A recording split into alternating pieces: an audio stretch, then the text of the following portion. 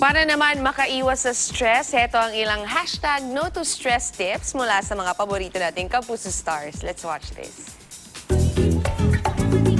Kaliwat ka ng shooting at taping, sunod-sunod na mga proyekto, iba't ibang racket kung saan-saan.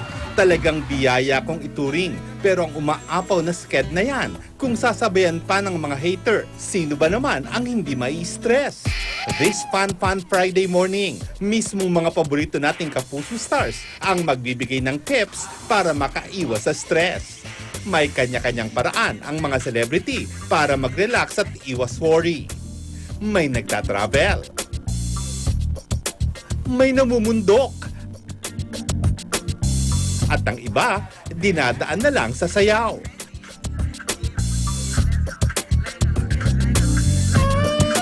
Pero higit sa lahat, wala na ngang makakapantay pa sa pagdarasal at positibong pananaw para makaiwas sa stress. Narito ang payo ni Heart Evangelista, Rocco Nacino, Aljur Abrenica at Christian Bautista para mas happy ang ating buhay.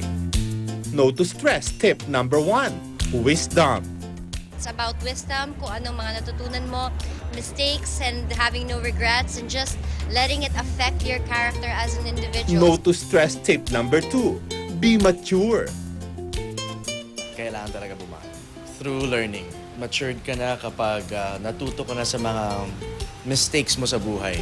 Kapag na masasabi mo na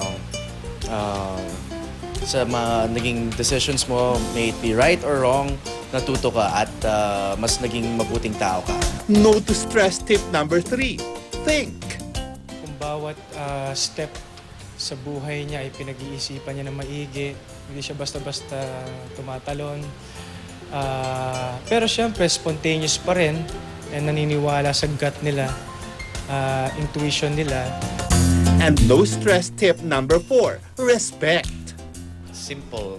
Respect. Respect who you are.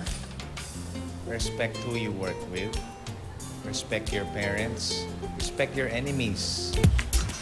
O tandaan natin yan, ha? Mga kapuso, para ang ating buhay, stress at worry-free. Have a great weekend!